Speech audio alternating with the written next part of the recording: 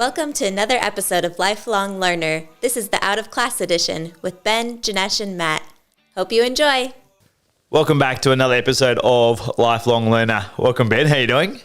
Mate, it's good to see you. I'm really good, actually. Really, really good. Mate, how are you? How are you? We caught up, actually, on the weekend.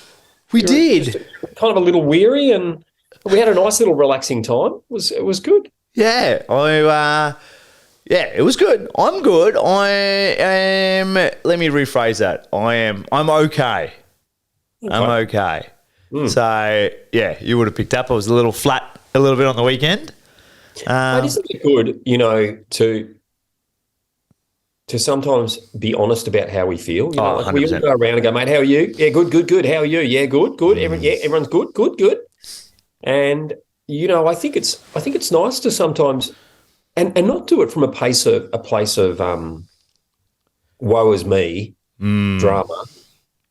And people like you and me and Matty, it's just kind of not our way. But to do it from just a place of vulnerability and honesty. Mate, actually, to be honest, I'm kind of just okay, and people go, oh, all right. And then there's an opportunity to kind of people to reach out and say, how can I help and blah, blah, blah. Yeah, people pick that up on me too because, mate, I'm always awesome. And then when I go, yeah, I'm good, they go, what's going on? And I don't say good lightly. Right. And so when I say good, it is intentional. Yeah. And they go, oh, what's going on? Yeah. Which is good though. I think it's important to acknowledge that that when you're not at your peak, when you say mediocre or when you're on the other end of the spectrum, we were talking about this on the weekend on where you can't have a mountain without a valley, right? You can't have sunshine. You can't have light without darkness, right? And it's acknowledging that, yeah. So I was on the upturn now, but yeah, I was definitely flat. Oh mate, I was contemplating going, oh, do I come? Yeah, because I didn't want to bring the whole mood down. I was like, whoa, where am I at? Where am I really at? But it was good, mate. I'm glad it did come. It was a good 24-hour getaway. Yeah. No, it was good. It actually got me thinking. I actually came back and on Sunday night, I spent a little bit of time on my phone looking at realestate.com for just place, just a farmyard. Yeah, just a bit of a bush block. Something about that, huh? Yeah, just and the idea of just having a bush block to go to, like a place to we use the word loosely, escape to. Because whilst I live on the Mornington Peninsula and there's beaches and it's lots of trees around, it's not bush, it's not bush. There's something about that, just the grounding, and there's just some simplicity there. And where we were, there was next to no phone reception, right? And it's like nothing mattered. As you say, escape, nothing else mattered, right? You're we're in a vacuum. We're in a vacuum there, and there's something about that, I think. No noise there, and no what I mean by noise, social noise, which is hard in day-to-day to have that, I think. What do you think about that? It's hard not to have the noise in day-to-day, and it's hard not to have the noise. I was talking to Michelle about it, and I got there early, and don't tell Ryan this, but I got there early, unlocked, and I thought, right, oh, good, Ryan's not here. I got this place. I'm going to make myself a cup of tea. I'm going to sit out there in the sun with my book and just have some quiet time here to myself. And the kettle's boiling. Go, come on, kettle, hurry up. You'll be here soon. Anyway, I just got the kettle boiled and Ryan arrived. and I just didn't get to have that silence and that quietness sitting there by myself in my own head, which we so look forward to. But when it starts, you get 5 or 10 minutes in, and it's like, now I need to be entertained. I need some noise back, because I'm actually starting to hear the voices, the conversations in my head about where my life's at and what's going on for me, and I don't want that. Let me grab my phone. Let me put the TV on. Let me listen to a podcast, and it would just be. And I think it'd be really powerful to be there for 24 hours, let alone 2 or 3 days, but just 24 hours with nothing but you and the bush, and no book, no phone, no nothing, and it's just you and your thoughts. I think that's tough for a lot of us to find. We all get in our car and we put the radio on and we listen to the radio to block out the noise. We listen to a podcast to block out the noise. And being in silence can be, I think, so therapeutic, but so hard to embrace. It's a real muscle you build. How do you find? Yeah, it is hard. It forces me to be present. The time I think that I do it intentionally, and it's not necessarily easy, is in a long race. Like I won't in a race. I will not run with headphones. And there's parts where after probably the first hour or so, when the pack moves, spreads out. You might be next to 1 or 2 people that you don't know, and then eventually you might be by yourself, right? And it's like, that's just silence, which is, I like it. I like it. I don't, but that's the only time I do it intentionally. Sometime, I'm trying to think, sometimes on the way home, I'll turn the radio off or turn like whatever I'm listening to off. Not always though. But again, that's a short period of time, right? That's like 20 minutes. Not a long period. What about you? Do you do it intentionally? I've got to do it intentionally. I've got to go, okay, let me suffer the silence. Let me suffer the silence. Let me suffer the silence. And there's a like I said, there's a real just beautiful moment in the beginning, and then I find it's tricky. I find it I get little irritated, a little antsy.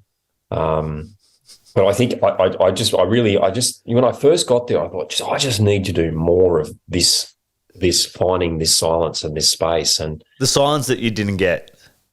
The silence I didn't get. The silence I dreamt of getting. So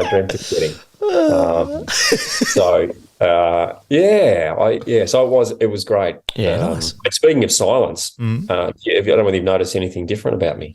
You notice anything different? Oh, mate, are you hearing a little bit clearer, mate? I see. I don't. In this angle, I don't see anything, mate. So, let our listeners know. Let our listeners know.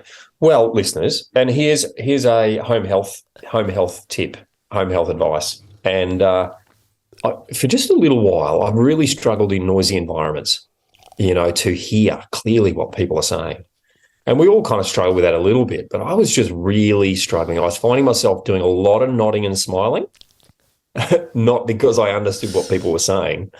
And so a couple of weeks ago, I went and had my hearing tested, and I've had significant hearing loss in the high frequencies, right? So for our listeners, the low frequencies are the kind of sounds, and the high frequencies are the kind of sounds.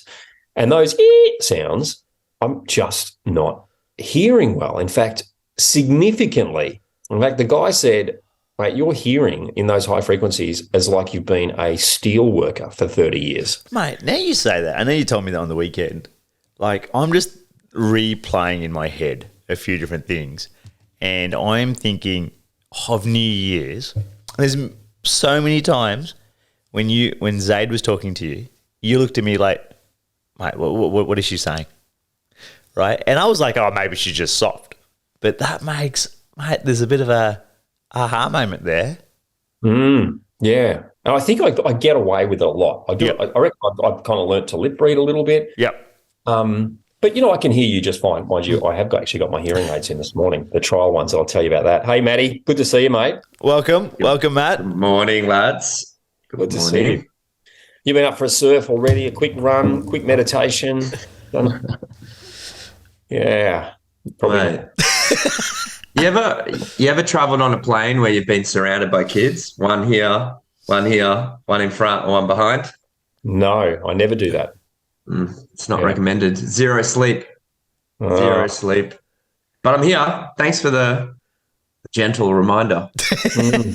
It's a tricky sleep on the way back from Bali because it's not quite long enough and it's not short enough. It's in that in between, like, do I have a nap or do I just watch a couple of movies? Yeah, well, I was flying with Virgin, no screens. So you have to use your own phone, to watch a movie. Surrounded by kids, 8 hours at an airport, sitting there waiting for a flight.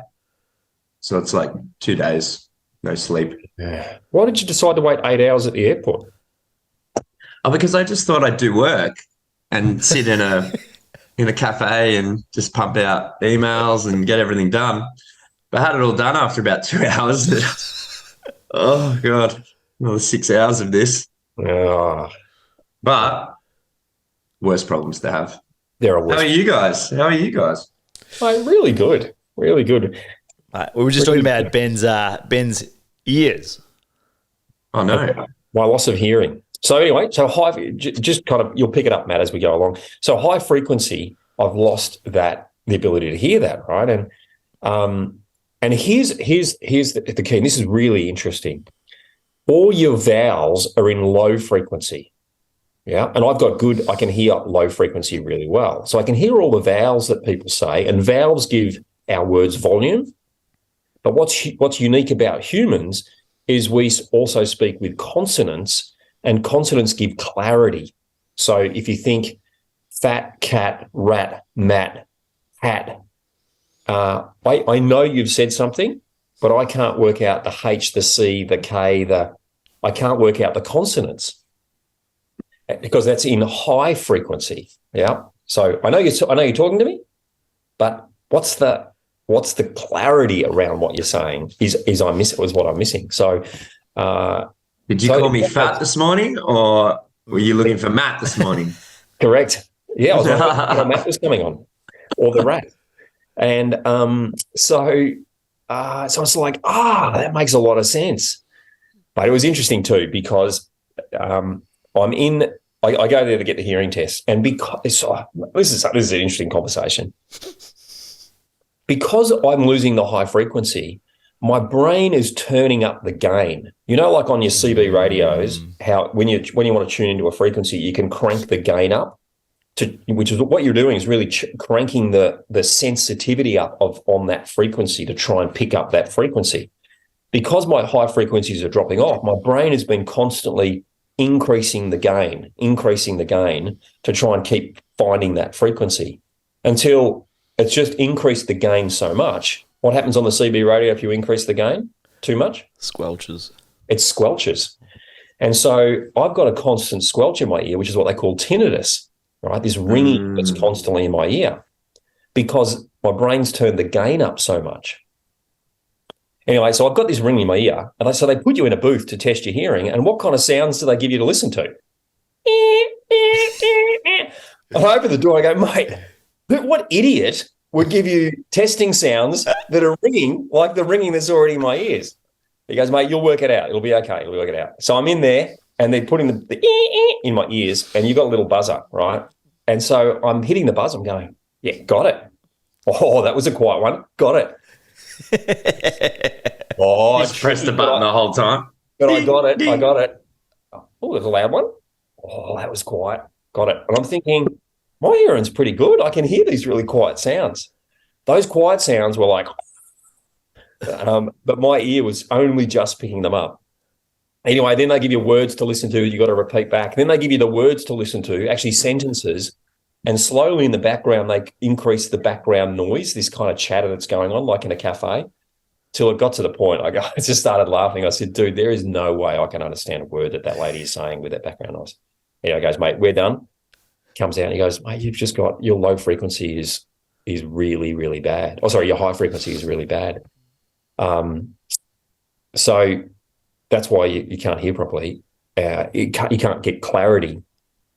So, I'd probably recommend some hearing aids. It's like, what? Like that's the end of the world kind of stuff when someone says, I think you need hearing aids.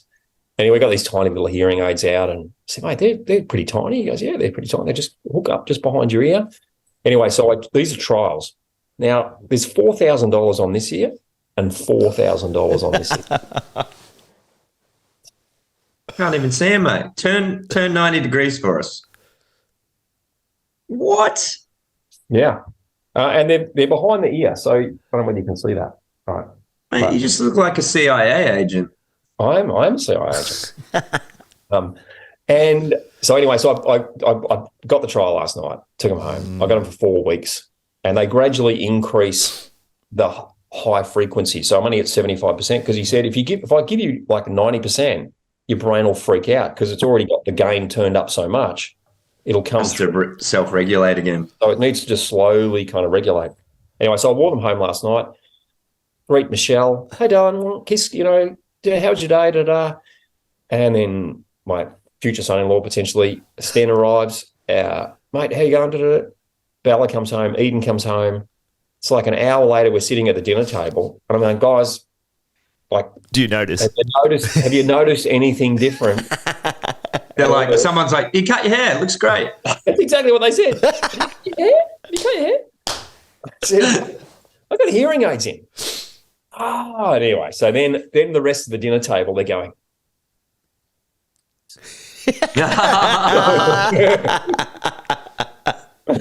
That's awesome. Anyway, mate, I don't know. There's a bit of friction. Yeah. You got to take them out. They're not waterproof. They're $8,000 and they're not waterproof.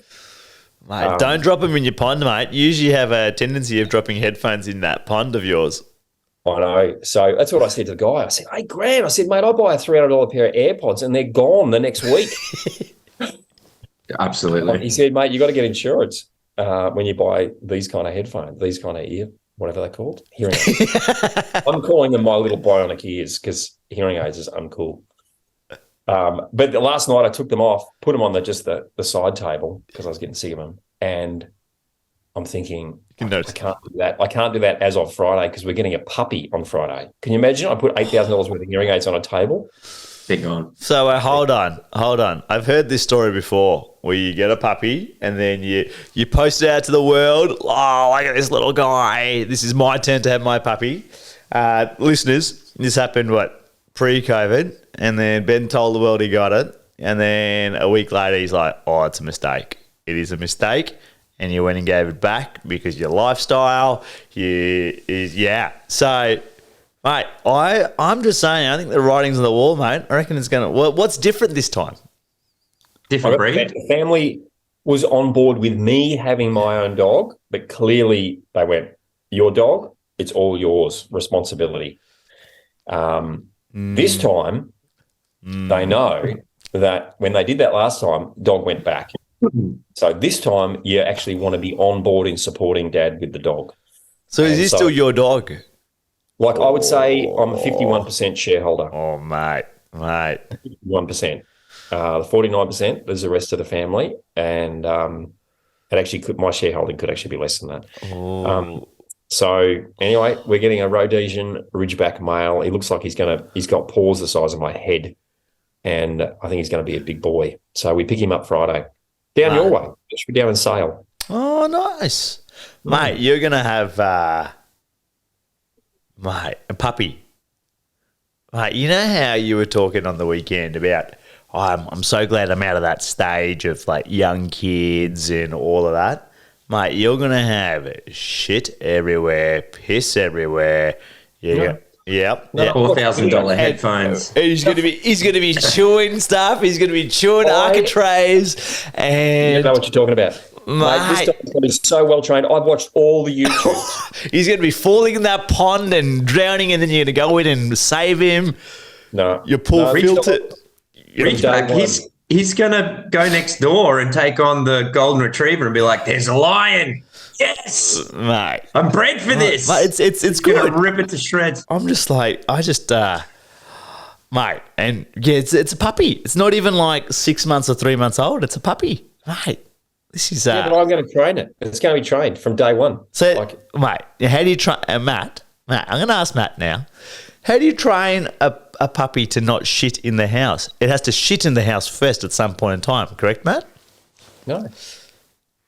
Yes, I would agree that most animals learn by their mistakes. So it's going to shit in the house at least once. It's going to eat one of your $4,000 headphones. It's going to, yeah. On the carpet. On the carpet too. Have you stocked up on carpet cleaner?